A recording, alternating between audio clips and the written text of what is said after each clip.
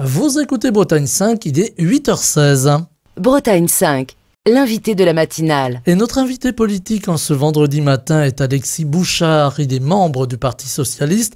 Je serais tenté de rajouter ex-secrétaire national des Jeunes Socialistes. Bonjour Alexis Bouchard. Bonjour Stéphane Hamon. Alors vous allez nous expliquer pourquoi vous avez choisi de revenir plutôt à une politique plus locale. Eh bien, nous, en l'occurrence, mon engagement, lui, il a commencé en 2020, où j'ai petit à petit monté les échelons nationaux, notamment dans cette organisation de jeunesse de gauche que sont les Jeunes Socialistes. D'abord en étant animateur de ma fédération en Ille-et-Vilaine, puis membre du bureau national et enfin secrétaire national. J'ai participé quelque part aux côtés d'Emma Rafovic, notre présidente, jusque-là encore dimanche, à la reconstruction de cette organisation qui a vu, durant ce congrès de Nancy, donc ce week-end, près de 2000 militants aller aux urnes, voter et s'exprimer sur la ligne à trancher, et donc un nouveau président a été élu, Rémy Bousmar. Mais c'est pour vous dire, en l'occurrence, le nombre de militants qui sont revenus aussi dans le giron des Jeunes Socialistes, faisant de cette organisation la première organisation de jeunesse de gauche en France. Et donc je voyais encore à Nancy ce week-end, avec 500 délégués présents, une énergie, une dynamique et surtout de nouveaux jeunes talents. Et donc dans une démarche peut-être aussi de passer le flambeau et de faire émerger ces nouveaux talents, je me suis dit, en tout cas je n'avais pas de souci à me faire sur le fait que l'organisation allait très bien tourner sans moi et sans d'autres qui ont participé à la reconstruction. Mais c'est quelque part un peu la fierté, notre fierté, puisqu'on a connu effectivement des temps difficiles et notamment des universités d'été où nous étions 30 dans une école, et quand nous voyons aujourd'hui que nous sommes 4000 avec 2000 militants qui tranchent la ligne et qui participent au congrès, ça nous rend très fiers du travail que nous avons mené. Donc place à la très jeune génération. Voilà, il fallait cette petite explication, c'était important de comprendre aussi votre démarche. Il y a des élections municipales, vous avez des idées déjà, j'allais presque dire en vous rasant le matin. Alors, peut-être pas, en l'occurrence, peut-être pas ce genre d'expression pour ce genre de scrutin, mais effectivement, moi j'ai toujours eu un attachement à l'engagement dans ma commune et en l'occurrence sur mon territoire. J'ai déjà été candidat aux élections municipales de 2020 à Saint-Uniac, une commune entre Montfort-sur-Meux et Montalban-de-Bretagne en Ille-et-Vilaine. Et effectivement, j'ai des idées pour ma commune, comme j'ai eu des idées dans le cadre des élections régionales, où j'ai été également candidat en 2021 aux côtés de Loïc Chénet-Girard, notre président de région. Et donc, moi, je considère que partout où on le peut, les jeunes, des personnalités aussi qui s'engagent comme moi dans des associations locales, des citoyens, des personnalités aussi, pourquoi pas de progrès, pourquoi pas de gauche, puissent aussi porter leur voix. Et en l'occurrence, moi, effectivement, j'ai quelques idées pour nos ruralités, pour faire en sorte qu'elles soient dynamiques, pour faire en sorte que le logement y soit abordable, pour faire en sorte que nos écoles tournent toujours, pour faire en sorte que nos associations tiennent toujours. J'ai des prétentions et en l'occurrence, je compte bien m'investir effectivement sur ces scrutins, et j'invite le maximum de citoyens, à l'heure où on aura peut-être une crise de candidature, notamment dans les petites communes, à prendre parti, et en l'occurrence, à minima, de prendre part dans la vie de leur commune. Alors justement, il y a une crise aujourd'hui, on voit des maires, on voit des conseillers municipaux qui jettent l'éponge parce que fatigués, parce que usés aussi peut-être par beaucoup de démarches administratives, parfois suite à des incivilités aussi, il faut bien le dire. Il faut aussi qu'il y ait un regain de jeunesse dans les communes, dans les territoires ruraux particulièrement. Il faut, pourquoi pas, un regain de jeunesse, mais c'est pas pour faire du jeunisme, il faut aussi de l'expérience. Mais je pense simplement qu'il faut surtout un retour à l'autonomie fiscale des collectivités et la mise en place d'un vrai statut de l'élu qui aujourd'hui manque cruellement et qui permettrait potentiellement à une nouvelle génération d'émerger et qui puisse convenablement faire effectivement ce travail presque qui est celui de l'élu, même si ça ne reste qu'une fonction et c'est considéré comme tel, mais effectivement avec toujours des normes qui se rallongent, avec des démarches administratives qui deviennent aussi de plus en plus complexes, des moyens toujours de plus en plus restreints, notamment dans les petites communes, et des transferts de compétences, ce qui n'est pas nécessairement une mauvaise chose, vers les intercommunalités. Les maires, notamment des petites communes, se retrouvent vite sans le sou, un peu dépourvus de toute capacité d'action, et c'est véritablement quelque part redonner sens à la fonction de l'élu, c'est donner peut-être d'une certaine manière plus de capacité d'agir aux élus, et c'est ce pourquoi, en l'occurrence, moi je milite, mais on est beaucoup à militer en ce sens. Alors justement, les élus aujourd'hui, et les maires en particulier, c'est le premier échelon pour le citoyen lambda, c'est d'aller voir son maire pour dire voilà, ça va pas, ou parfois aussi ça va, mais c'est souvent quand ça va pas. Ouais. On va voir le maire, et pas forcément pour des domaines de compétences du maire, mais voilà, c'est la première entrée de la République, allais-je dire.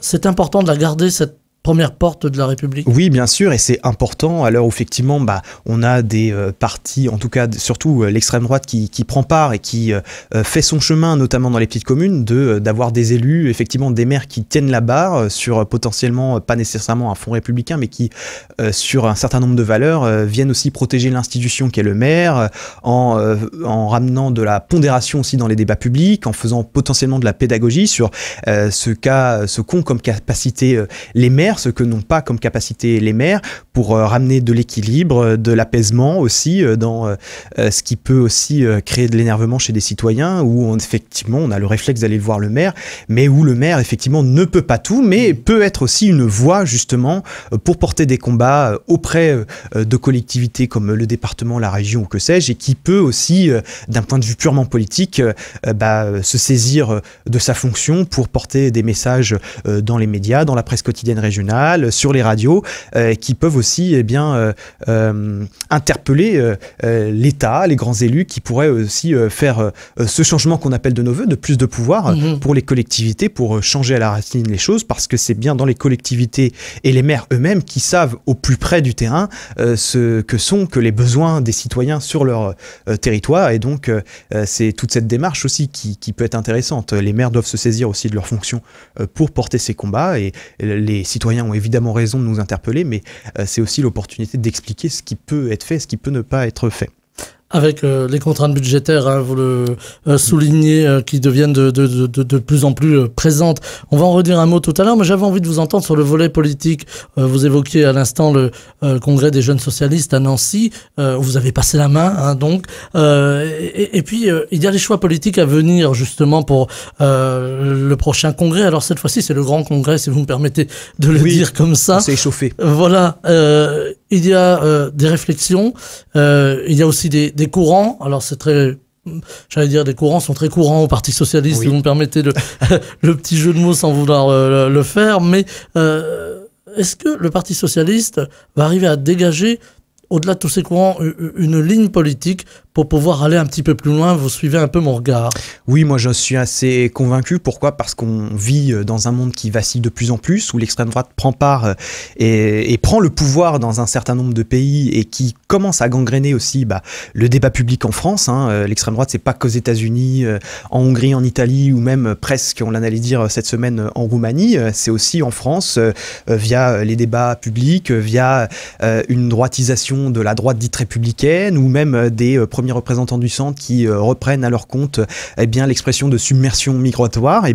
Les socialistes, face à ça, doivent trancher une ligne claire, et ça se fait à travers effectivement le Congrès. Et moi, en l'occurrence, je soutiens la contribution et le texte d'orientation d'Olivier Faure, dénommé Le cœur à gauche, qui propose de renverser l'ordre établi, de renverser la tendance, d'apporter le droit au bonheur à travers l'augmentation des salaires, à travers l'abrogation de la réforme Borne sur les retraites et l'augmentation des petites retraites, d'un véritable retour à la souveraineté industrielle et agricole française, européenne, pour faire face justement à ces nouveaux régimes toujours plus totalitaires, et pour faire face quelque part à l'extrême droite, et apporter des réponses à un sentiment finalement de déclassement que peut avoir certains nombre de nos concitoyens, pour les ramener dans notre giron, parce que beaucoup qui votent extrême droite ont pu voter à gauche. Il va falloir faire preuve de pragmatisme et de pédagogie pour aller chercher ces électeurs, en leur disant que les seuls à pouvoir défendre leur vie concrètement sur les salaires, sur leurs revenus, sur les services publics, notamment dans les petits territoires, ce sont la gauche, les socialistes, et certainement pas l'extrême droite qui, à l'Assemblée nationale et au Sénat, à l'Assemblée nationale, en l'occurrence, pour être très clair, vote contre l'augmentation des salaires, contre les petites retraites. Et donc, c'est ce retour-là aux fondamentaux et au retour, disons, à la défense de la vie des gens qui doit nous imprégner. C'est donc à travers ce congrès que nous allons trancher cette ligne. faut retourner chercher le peuple de gauche, ou pas forcément que le peuple de gauche, mais ces électeurs qui se sont sentis abandonnés par la gauche socialiste.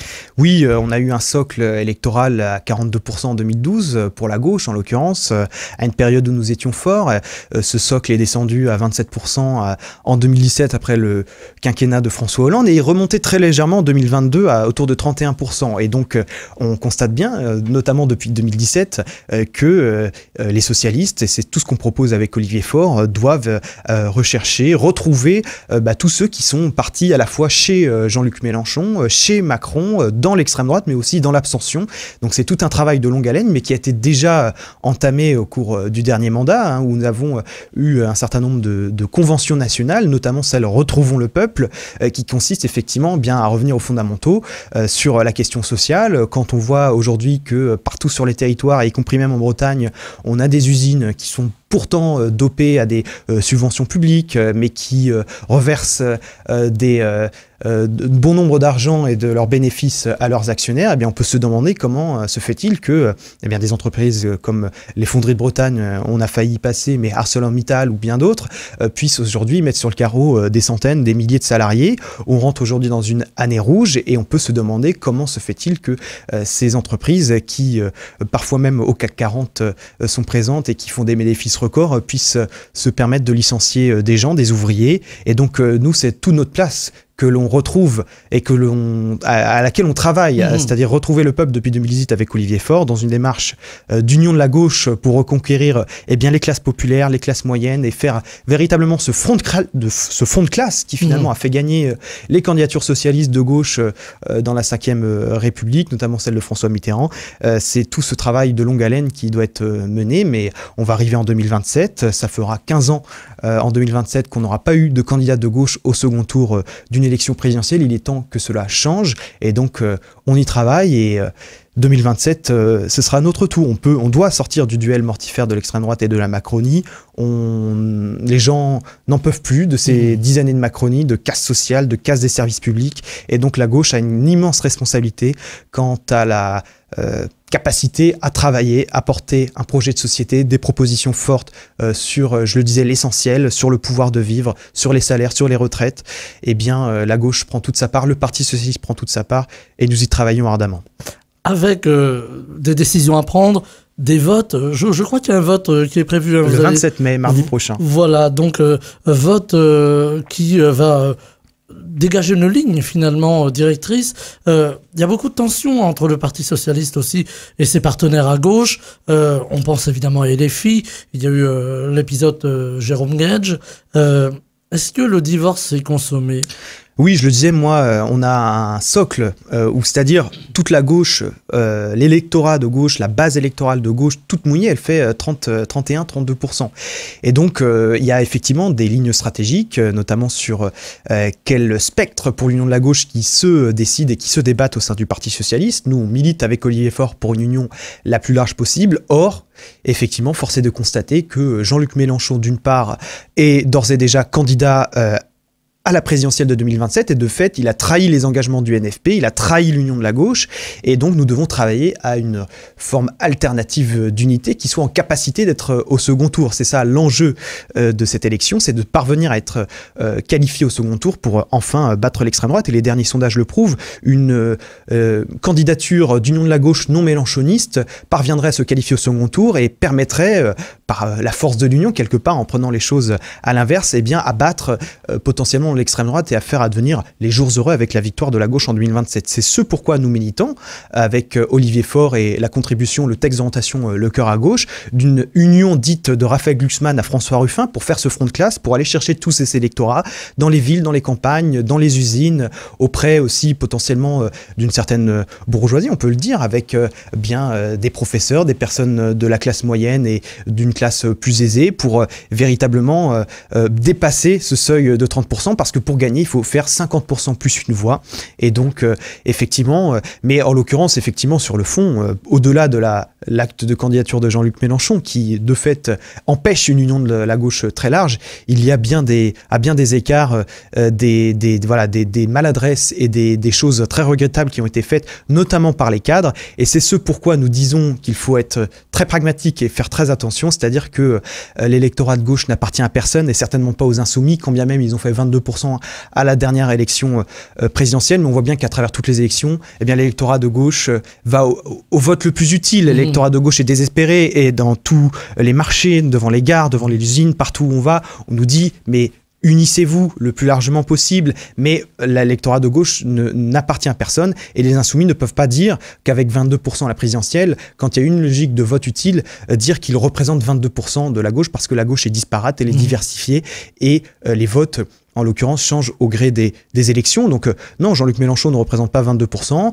Il a eu des sorties sur des références antisémites qui sont plus que problématiques. Il a peiné à soutenir des personnalités de gauche qui potentiellement étaient violentées. Je pense à des socialistes à qui je réitère mon soutien, Jérôme Guedj, Emma Rafovic et d'autres, pendant les manifestations du 1er mai à Paris, des choses qui sont scandaleuses. Des références aussi à des affiches des années 40 sur des affiches officielles de la France Insoumise. Quand on sait que Jean-Luc Mélenchon est un homme cultivé et qu'il connaît toutes ces références, eh bien on peut franchement se poser des questions sur la difficulté à qualifier le 7 octobre 2023 le Hamas d'organisation terroriste. Enfin, ça pose plein de questions, mais il faut savoir différencier cet électorat qui a voté Jean-Luc Mélenchon, mais qui n'est pas nécessairement insoumis, mais qui cherche effectivement une manière pour que la gauche puisse gagner. Donc faire la différence entre les cadres insoumis et l'électorat insoumis, c'est ce que nous voulons chercher. Nous voulons redonner de l'espoir et aller chercher cet électorat insoumis dans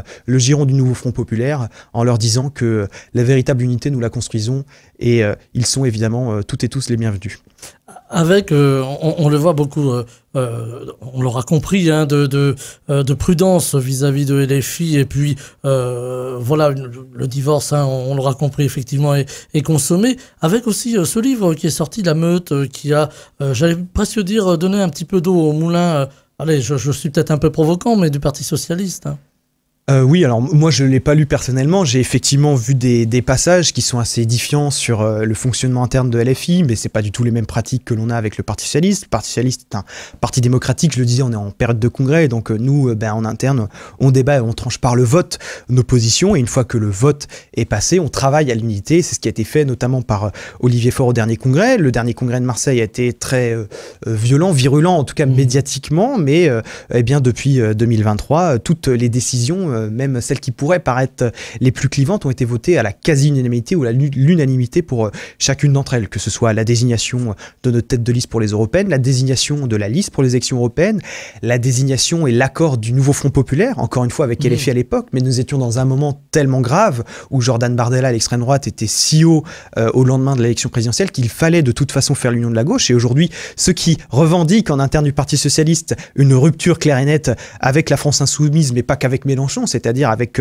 toute une frange de la gauche et en inventant finalement et en remettant au goût du jour et sous la lumière ce retour, disons, des gauches, de la thèse des gauches irréconciliables. Or, il n'y a pas de gauche irréconciliable, je le disais, l'électorat de gauche est diversifié certes, mais il cherche toujours le vote le plus utile pour faire progresser, faire gagner la gauche. Eh bien, des gens comme Carole Delga, Nicolas Mayer-Rossignol, Hélène Geoffroy, à l'époque, ont voté pour l'accord du NFP, et donc c'est aujourd'hui assez saisissant, peut-être drôle, mais ce n'est pas forcément très drôle à l'heure où l'extrême droite est au pouvoir, que de voir que, il y a encore quelques mois, et puis ils pouvaient voter un tel texte, et aujourd'hui ils sont bec et ongles contre. Donc, mais sur la censure de Michel Barnier, sur la non-censure du budget Bayrou, il y a eu aussi l'unanimité au sein du Parti Socialiste. Donc cette unité, elle est travaillée au corps, et c'est parce que nous sommes un parti démocratique où on débat en interne et où en général on s'efforce le plus possible de laver notre linge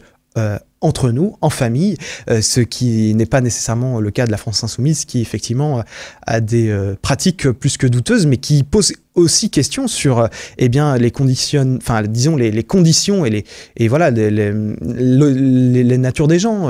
Il y a des propos qui sont sur des cadres qui sont plus que scandaleux, sur à caractère raciste, à caractère homophobe, et franchement ça pose question. Donc je suis pas sûr que ce soit l'idéal pour construire une force qui puisse rassembler, en l'occurrence l'occurrence faire l'union de la gauche, en tout cas être dans la capacité de gagner, il va falloir aussi faire preuve de pragmatisme. Et donc le Parti socialiste, comme d'autres partis à gauche, eh bien, par la démocratie interne, par le vote, aussi parviennent à quelque part rassembler davantage.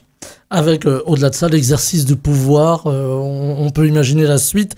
On va parler un petit peu de la présidentielle tout à l'heure, mais j'avais envie de vous entendre aussi sur les élections municipales. On les a évoquées en commençant, puis il y a Rennes, les grands enjeux, alors les grandes villes, Brest, Rennes, Lorient, Saint-Brieuc. Rennes, c'est un enjeu particulier, avec un contexte particulier aujourd'hui, on le voit avec ce contexte d'insécurité, une droite qui progresse à Rennes, en tout cas dans le paysage médiatique, une union peut-être des droites, ça va être difficile d'éviter l'alternance à Rennes. Moi, je suis assez confiant, malgré tout ce que l'on peut dire. Et encore, moi, je milite beaucoup, par exemple, dans nos quartiers à Rennes. Ça m'arrive aussi de rencontrer toujours du monde, notamment à Villejean. On voit les habitants du quartier qui, malgré tout, sont fiers d'être rennais. Et quand on se promène, d'ailleurs, partout à travers les quartiers, globalement, on peut dire qu'on vit bien à Rennes. Et Rennes, depuis 1977, et Edmond Hervé, est socialiste. Ça fait 50 ans. Et moi, je milite pour qu'on ait 50 nouvelles années de socialisme municipal à Rennes. Pourquoi? Parce qu'on a un soutien accru à toutes les associations dans des périodes de tension. On a des transports qui fonctionnent bien. On a des services publics sur les territoires. On a 700 millions d'euros qui sont investis aujourd'hui à Maurepas, au Blône, à Villejean, dans les quartiers pour faire en sorte d'y amener des commerces, des entreprises, des artisans. Il y a toute une attention particulière aussi pour amener de l'emploi ouvrier, pour faire en sorte aussi qu'il y ait plus de logements, plus densifié évidemment, parce qu'il y a la croissance démographique qui fait que on y porte une attention particulière, mais les choses sont faites, et toujours avec ce fil vert depuis 2020 où la social écologie, disons, a pris place, et où toutes les politiques publiques faites par la collectivité, la ville de Rennes et la métropole de Rennes, s'inscrivent dans une démarche aussi de verdissement, d'une attention particulière à l'écologie, et ça sur tous les pans, sur l'économie, sur les transports, avec bien évidemment les pistes cyclables, les aides apportées pour qu'il y ait de vélos, le réseau express vélo en métropole. Je veux dire tout ça, que les projets, en l'occurrence les promesses sont tenues, elles sont faites, et il n'y a aucune raison en l'occurrence qu'on puisse être en difficulté là-dessus, même s'il y a des sujets, mais en l'occurrence, sur le sujet de la sécurité, la sécurité, ce sont des sujets... Nathalie Appéré est très attaquée sur la sécurité. Bien sûr, mais ce sont des sujets régaliens, et en l'occurrence, la maire de Rennes, quand il s'agit de faire de l'ordre public, puisque ça revient sur ces sujets, c'est la police nationale, potentiellement la BAC, le RAID, la compagnie républicaine de sécurité, qui sont en charge, sous l'autorité du préfet, sous l'autorité du ministre de l'Intérieur, en charge de ces sujets, et ce n'est pas absolument dans les prérogatives de la police municipale que de faire face au narcotrafic mondialisé, qui sont des réseaux mafieux de narcotrafiquants, mais qui... La lutte se passe à un autre niveau, finalement. La lutte se passe à un autre niveau, puisqu'en l'occurrence, à Rennes, se font face des réseaux marseillais, parisiens, nantais, qui n'ont rien à voir par ailleurs avec toute forme d'organisation rennaise, mais on a un changement de paradigme depuis quelques mois, où effectivement les ports maritimes sont des voies d'entrée de plus en plus faciles, notamment sur le littoral breton et l'ouest, parce qu'il y a eu des mesures qui ont été prises notamment au port du Havre, et qui permettent, y compris même dans les petits ports bretons, je pense à Douarnenez, des entrées pour... faire en sorte que des marchandises qui sont liées au narcotrafic puissent aussi rentrer sur notre territoire. Et donc il y a une certaine envie de la part de ces réseaux, je le disais, mafieux de Marseille, de Nantes, de Paris, de prendre ce territoire qui est la Bretagne, parce qu'il devient intéressant. C'est un marché, finalement. C'est un nouveau marché, business. Exactement, il faut s'y installer, et donc effectivement il y a des gangs qui se font face, et on le regrette évidemment, mais on est effectivement dans cette démarche où on considère qu'on doit pas lâcher du terrain, parce que sur les prérogatives qui sont celles de la ville fait le job. Elle va bien au-delà d'ailleurs des engagements qui ont été pris en 2020, avec 40 policiers municipaux supplémentaires qui ont permis de tripler le nombre de patrouilles, et y compris la nuit, avec des brigades anti-incivilité, avec un fourgon qui dans les quartiers se déplace pour faire de la présence, avoir du bleu sur les territoires, avec, je le disais, la restructuration des quartiers qui font du service public, et qui d'une certaine manière font qu'on ne lâche rien dans les quartiers pour faire en sorte que les les gens restent et vivent bien dans leur quartier, de faire en sorte qu'il y ait de la vie dans les quartiers et qu'on ne laisse pas de l'espace public disponible aux narcotrafiquants sur tous ces sujets. Et même en matière de vidéoprotection, on a près de 4500 caméras aujourd'hui en France, c'est énorme, et à Rennes, pardon. Rennes, oui. C'est énorme si on intègre justement les caméras dans les transports. Ça vient bien au-delà des engagements. Et la ville, en l'occurrence Nathalie Appéré et sa majorité, ça n'en fait en cas doute, fait tout ce qui est en leur possible justement pour faire en sorte de ne laisser aucun terrain à ces narcotrafiquants. Alors il y a un autre terrain qui est occupé, et ça fait le... Pardon, il y a un autre terrain, voilà, je chasse mon petit chat dans la gorge, qui est occupé par l'entrisme des frères musulmans. On en entend beaucoup parler ces dernières heures avec ce rapport qui a été rendu public, alors en tout cas pour une partie de ce rapport, le reste étant classifié. Il y a une inquiétude de la part du gouvernement. On a entendu Emmanuel Macron avoir des mots assez fermes, on a entendu Bruno Retailleau, également le ministre de l'Intérieur. C'est une inquiétude, cet entrisme des frères musulmans, ce risque de déstabilisation de la société et même plus loin de la République? Toute forme de déstabilisation, d'extrémisme quelque part qui pourrait gangréner soit des communautés, soit des groupements, hein, ça peut être aussi politique, religieux, qu'importe, et dangereux, et donc il faut effectivement s'y atteler, mais il ne faut pas faire d'amalgame, c'est-à-dire que effectivement il ne faudrait pas que, au travers même de la dénomination les frères musulmans, on puisse considérer... On parle bien d'islamisme. Bien sûr, d'islamisme et non pas d'islam, mais c'est là tout le danger, et dans l'heure où les fantasmes de l'extrême droite prennent plus de place, il faut faire attention effectivement à la sémantique, aux mots que l'on utilise, et donc comme pour les frères musulmans, il serait intéressant aussi de voir et de faire des enquêtes, des rapports sur le nombre de groupuscules d'extrême droite qui émergent dans le pays, y compris même dans des territoires comme en Bretagne qui n'en connaissaient pas jusque-là. On voit bien qu'ils prennent aussi de plus en plus de place, donc effectivement toutes ces enquêtes, tous ces rapports sur des groupements, des groupuscules qui mettraient en porte-à-faux la République, sont beaux à prendre pour mieux lutter contre eux, mais attention aux amalgames qui pourraient faire en sorte de justement faire confondre à mauvais titre musulmans, islamisme, et même je dirais catholique intégriste, etc. D'où l'importance du choix des mots, de la sémantique. Un dernier mot, il nous reste 3 petites minutes, ça va être très rapide. Alexis Bouchard, je voulais vous entendre aussi sur un volet politique important aussi pour le Parti Socialiste. Alors vous allez me dire, Bruno Retailleau vient de remporter la présidence des Républicains. On a le sentiment d'un rééquilibre avec les Républicains qui reprennent leur place, la droite en règle générale qui revient sur le devant de la scène. On a le sentiment également à travers tout ce que vous nous avez pu nous dire depuis le début de cet entretien que le Parti Socialiste reprend aussi sa place. Est-ce qu'on revient à l'avant Emmanuel Macron, c'est-à-dire des clivages politiques, si vous me permettez le terme, bien identifiés? Moi, je l'appelle de mes voeux parce que je trouve qu'il est sain en démocratie d'avoir un clivage gauche-droite clair dans la tête des gens, qui puisse aussi permettre d'avoir des véritables débats de fond. Et ce que l'on voit dans les collectivités, c'est que des personnalités de droite comme de gauche parviennent aussi à travailler ensemble dans des métropoles, des maires de gauche, de droite, etc., y compris même dans des majorités communales, municipales. Mais je ne suis pas certain qu'avec Bruno Retailleau, qui reprend un certain nombre de thèse de l'extrême droite, on puisse parvenir justement à une forme de retour à ce clivage républicain gauche-droite qui permettrait par ailleurs d'amoindrir et d'affaiblir potentiellement les discours populistes, notamment de l'extrême droite, mais peut-être qu'il faudra aussi songer à une nouvelle forme d'organisation, un nouvel échiquier politique pourrait apparaître, notamment quand Emmanuel Macron se retirera du pouvoir en 2027. Et donc, pourquoi pas à l'avènement, moi je pense que ça pourrait arriver, d'une gauche républicaine, d'une droite républicaine, mais encore faut-il que la droite républicaine se républicanise. Voilà, il faut réintroduire la République dans la politique, la si j'ose République, dire. et surtout sortir des postures où, en fait, sur les plateaux télé, Bruno Retailleau, mais comme Laurent Wauquiez pendant la campagne du Congrès des Républicains, ont eu à cœur de dire des choses plus ou moins tendancieuses et franchement déplorables, et plutôt qu'ils prennent exemple sur leurs collègues élus, maires, présidents de départements ou de régions, qui, dans les territoires, font preuve de beaucoup plus de pragmatisme parce que, avec les réalités, les moyens que l'on a, ils travaillent avec toutes les forces vives des territoires. C'est ce vers quoi on doit véritablement travailler, et pas finalement chercher la petite phrase qui va faire son buzz sur les réseaux sociaux et dans les médias. Voilà, alors là ici, il n'y aura pas de petite phrase, on essaie d'amener la réflexion sur le temps long.